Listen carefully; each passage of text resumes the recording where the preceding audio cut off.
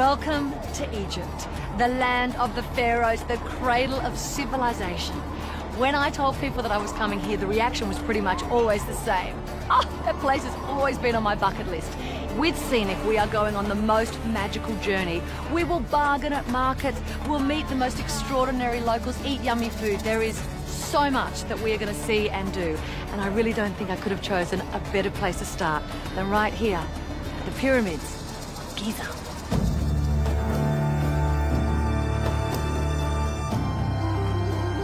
You know, it's really impossible not to be overawed by the sight of the pyramids.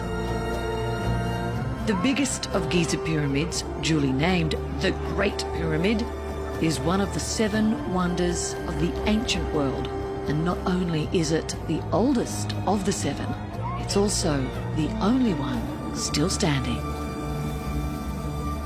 Do you still get excited when you come here? Does your heart race whenever you come here still? Definitely, definitely. Every time, I consider it like a time machine. You put yourself in a time machine and then you go back 4,600 years of time.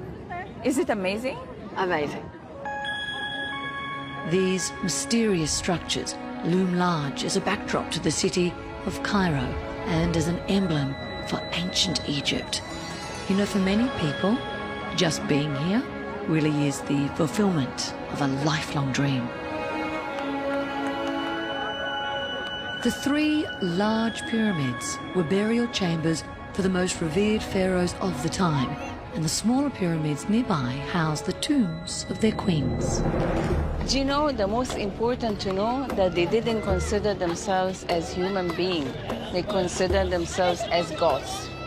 So the pharaoh, he was the god, divine king. That's why he made for himself a huge construction to be his burial, because he's a god, not a pharaoh. While the pyramids do take center stage here at Giza, another revered relic of ancient times is just meters away. The Great Sphinx is more than just an icon of ancient Egypt. It is a symbol of the mysteries of this time. Is it true that Napoleon Bonaparte shot the Sphinx's nose off?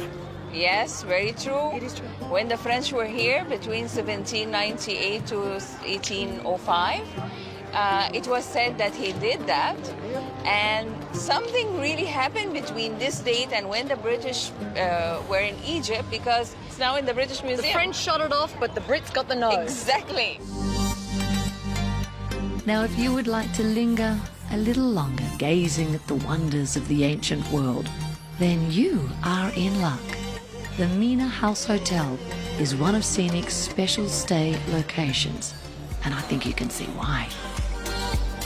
But best of all, I think Scenic have a pyramid view room for all of their guests.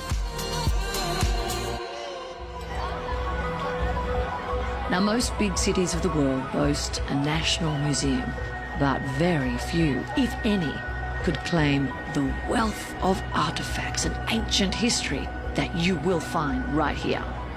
This is like the United Nations here.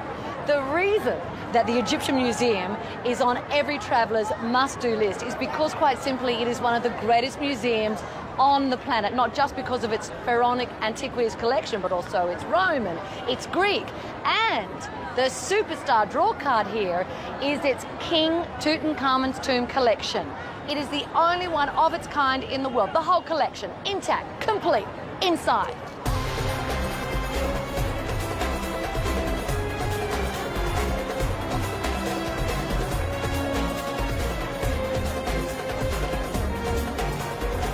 This is the masterpiece of all the treasures of Tutankhamun. I love it myself because it's his actual throne that he used when he was on the throne of Egypt.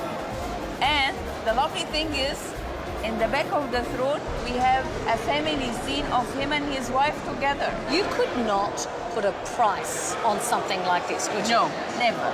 Because it tells a history, it tells a story. It's not just the material. Of course, it's covered all with gold. Of over 100,000 artifacts in the museum, it's the thousands of items from King Tutankhamun's tomb that hold pride of place.